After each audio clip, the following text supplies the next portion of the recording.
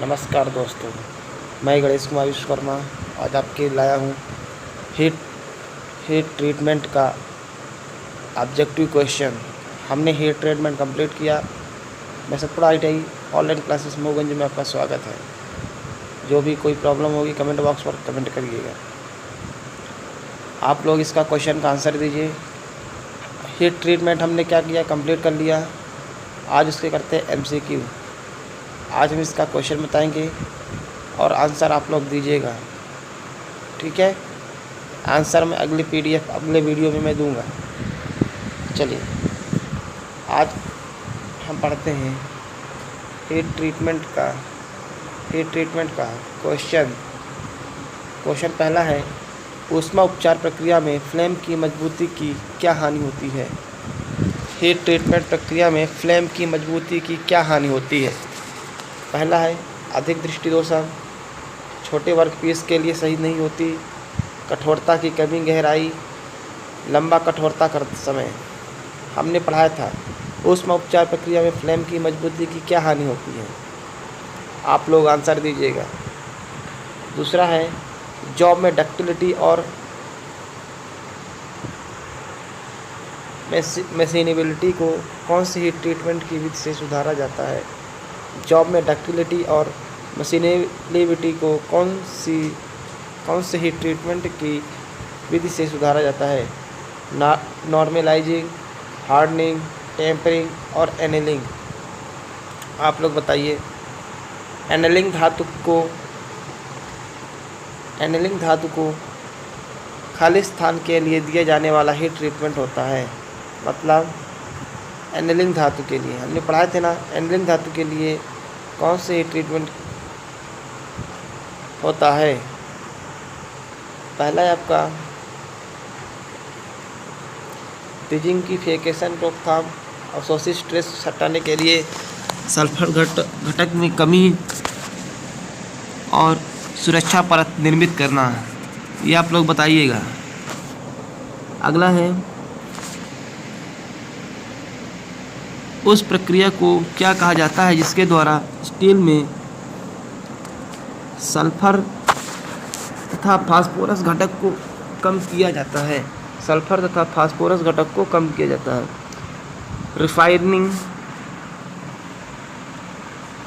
Refining,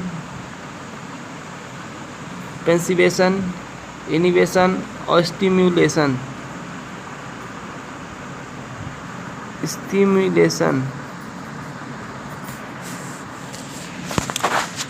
पांचवा question है, annealing में कंपोनेंट को निम्न तापमान तक गर्म करना शामिल होता है। जो आपका एनीलिंग कंपोनेंट है उसको किस तापमान तक गर्म करना चाहिए। क्रिटिकल टेम्परेचर से थोड़ा अधिक, क्रिटिकल टेम्परेचर के बराबर, क्रिटिकल टेम्परेचर से थोड़ा कम, उपरोक्त में से कोई नहीं। बताइए आंसर। अगला क्वेश्चन है, हीट ट्रीटमेंट के द्वारा निम्न में से क्या प्रभावित होता है। हार्डनेस, स्ट्रेंथ, डक्टिलिटी, ये सभी। आप लोग बताइएगा कमेंट बॉक्स पर। हीट ट्रीटमेंट के द्वारा निम्न में से क्या प्रभावित होता है। हार्डनेस, स्ट्रेंथ, डक्टिलिटी, ये सभी। चलिए अगला क्वेश्चन है, छेनी की अधिक भंगुरता को हटाने के लिए की जाती है। छेनी की अधिक भंगुरता को हटाने के लिए टेपिंग, हार्डनिंग, कार्बोराइजिंग या एनीलिंग। छेनी की अधिक भंगुरता हटाने के लिए क्या की जाती है। डी ऑप्शन क्या है आपका, एनीलिंग। अगला क्वेश्चन है, जॉब को एनीलिंग के लिए रखा या खाली स्थान में रखा जाता है। जॉब को एनीलिंग के लिए खाली स्थान में रखा जाता है। चूना पत्थर, कोक, पिग आयरन, ये सभी। चूना पत्थर, कोक, पिग आयरन, ये सभी। बताइए। स्टील के स्टेनाइट संरचना की तीव्र लुकिंग के द्वारा निर्मित संरचना है। स्टील के ऑस्टेनाइट संरचना की तीव्र कूलिंग के द्वारा निर्मित संरचना कौन सी संरचना कहलाती है? पियरलाइट कहलाती है, सीमेंटाइट कहलाती है या मर्साइट कहलाती है, या इनमें से कोई नहीं? 3 हैं या फिर इनमें से कोई नहीं? आप लोग कमेंट बॉक्स पर कमेंट करिएगा। अगला है, क्रिटिकल टेम्परेचर से ऊपर स्टील को गर्म करने की प्रक्रिया। देखिए पास तो बहुत अच्छा क्वेश्चन है। क्रिटिकल टेम्परेचर से ऊपर, जो आपका क्रिटिकल टेम्परेचर है ये 723 डिग्री सेंटीग्रेड से ऊपर गर्म करने की प्रक्रिया और उसे खुले वायुमंडलीय वायु में ठंडा करने वाली प्रक्रिया को क्या कहती हैं? और ऊपर खुले वायुमंडल में इसे ठंडा करने की प्रक्रिया को क्या कहते हैं? हार्डनिंग कहते हैं कि टेम्परिंग कहते हैं कि एंगलिंग कहते हैं कि नॉर्मलाइजिंग कहते हैं? हमने आपको ये बताया था कि 723 डिग्री सेंटीग्रेड तापमान पर गर्म करते हैं, कि ऊपर खुले वायुमंडल से में ठंडा करने की प्रक्रिया को क्या कहते हैं? आप लोग बताइएगा।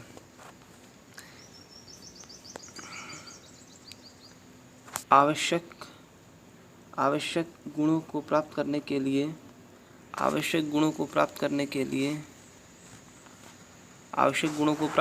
कर इस्पात की संरचना गर्म और ठंडा करने की विधि क्या कहलाती है? आवश्यक गुणों को प्राप्त कर इस्पात की संरचना गर्म और ठंडा करने की प्रक्रिया क्या कहलाती है? हार्डनिंग कहलाती है कि टेम्परिंग कहलाती है कि एनलिंग कहलाती है कि हीट ट्रीटमेंट कहलाती है? बताइए आप लोग। अगला है, नॉर्मलाइजेशन का उद्देश्य नहीं है। नॉर्मलाइजेशन का उद्देश्य क्या नहीं है? धातु को मुलायम करना, दृढ़ता में वृद्धि करना, संरचना को रिफाइन करना, पृष्ठ को कठोर करना। नॉर्मलाइजेशन का उद्देश्य नहीं है। नॉर्मलाइजेशन का उद्देश्य क्या नहीं है? धातु को मुलायम करना नहीं है, कि दृढ़ता में वृद्धि करना नहीं है, कि संरचना को रिफाइन करना नहीं है, कि पृष्ठ को कठोर करना नहीं है? आप लोग बताइएगा। नॉर्मलाइजेशन के दौरान घटक को ठंडा किया जाना चाहिए। मतलब जब हम नॉर्मलाइजेशन करते हैं तो जो हमारा कंपोनेंट होता है उसको ठंडा किया जाना चाहिए। तो क्या कहलाता, किस में ठंडा करना चाहिए? पानी में क्लिप डुबोकर, प्रचलित हवा से, ऑयल में डुबोकर, या कमरे के तापमान पर स्थिर वायु द्वारा? बताइए आप लोग।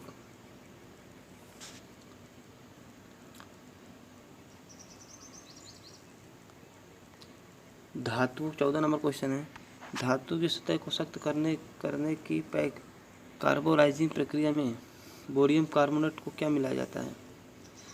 धातु की सतह को सख्त करने की कार्बोराइजिंग प्रक्रिया में बेरियम कार्बोनेट को क्या मिलाया जाता है? प्रक्रिया की गति बढ़ाने के क्यों मिलाया जाता है? मतलब कि कार्बोराइजिंग प्रक्रिया में बेरियम कार्बोनेट क्यों मिलाया जाता है? मतलब जो आपका बेरियम कार्बोनेट है तो कार्बोराइजिंग प्रक्रिया में क्यों मिलाया जाता है? बेरियम कार्बोनेट क्यों मिलाया जाता है?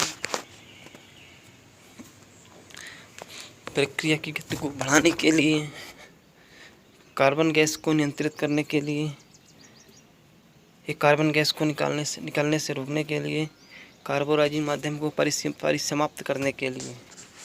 आप लोग बताइएगा क्यों किया जाता है?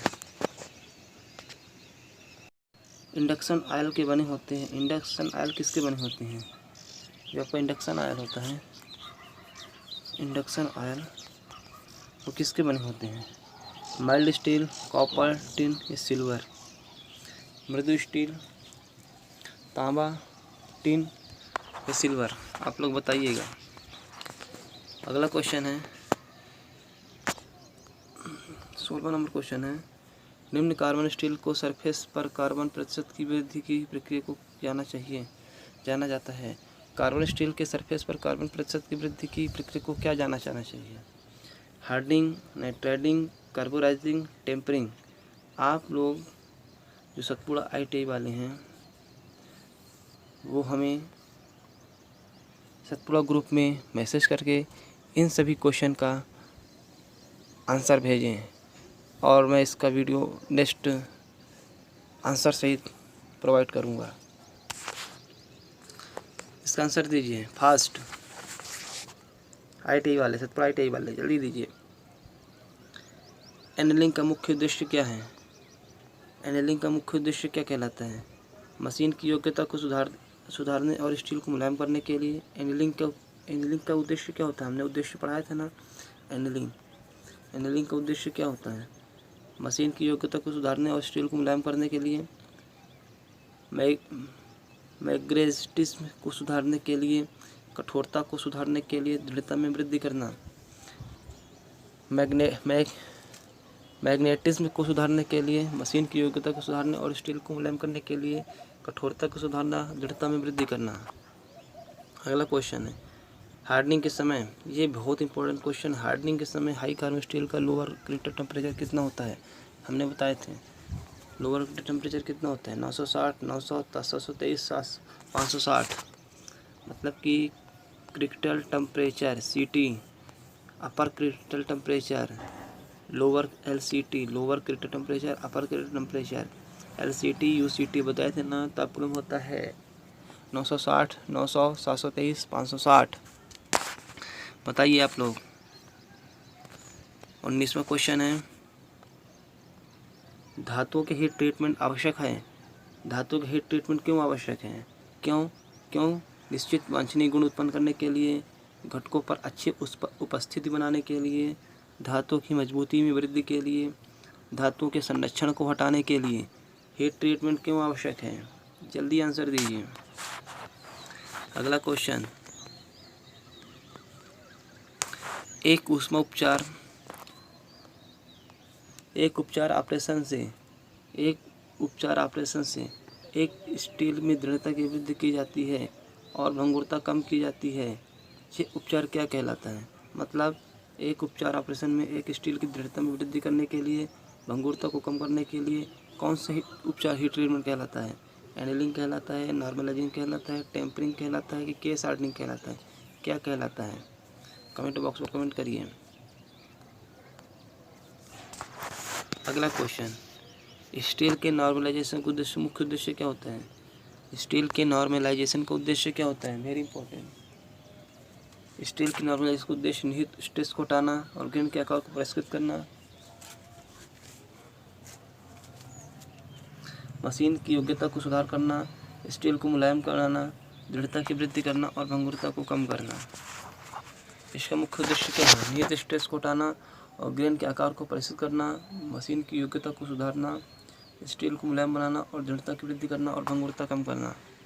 बताइए। साइनेडिंग और नाइट्राइडिंग के दो विधियां कौन कौन सी है? साइनेडिंग और नाइट्राइडिंग की विधियां, साइनेडिंग और नाइट्राइडिंग की विधियां कौन कौन सी कहलाती है? हार्डनिंग, केस हार्डनिंग, टेम्परिंग और normalisation. Hardening, case hardening, tempering और नॉर्मलाइजेशन। SCTN में कौन सा आंसर है? हार्डनिंग, केस हार्डनिंग, टेम्परिंग और नॉर्मलाइजेशन।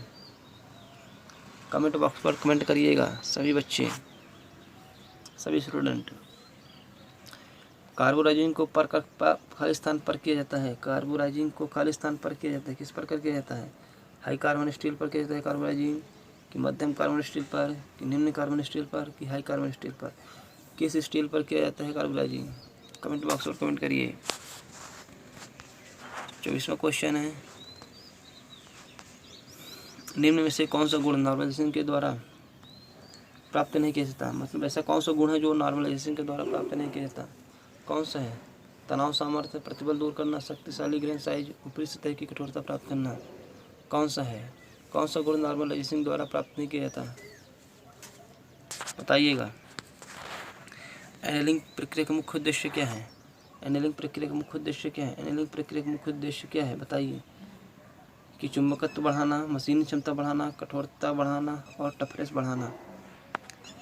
बताइए आंसर, इसका क्विक आंसर आप लोग। ये आप लोग क्वेश्चन है, एक बार क्वेश्चन देख लीजिए। 25 क्वेश्चन है। 25 क्वेश्चन का आप लोग ऑब्जेक्टिव क्वेश्चन है।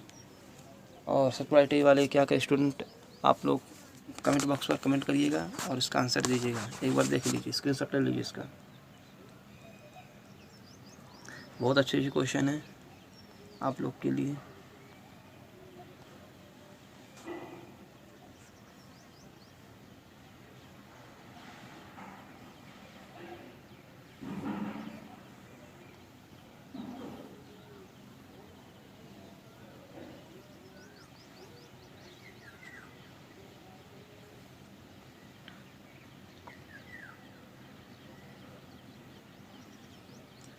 ये क्वेश्चन है, आप लोग पॉज कर करके देख लीजिएगा और कॉपी में लिख लीजिएगा ये क्वेश्चन। ये हीट ट्रीटमेंट का क्वेश्चन है।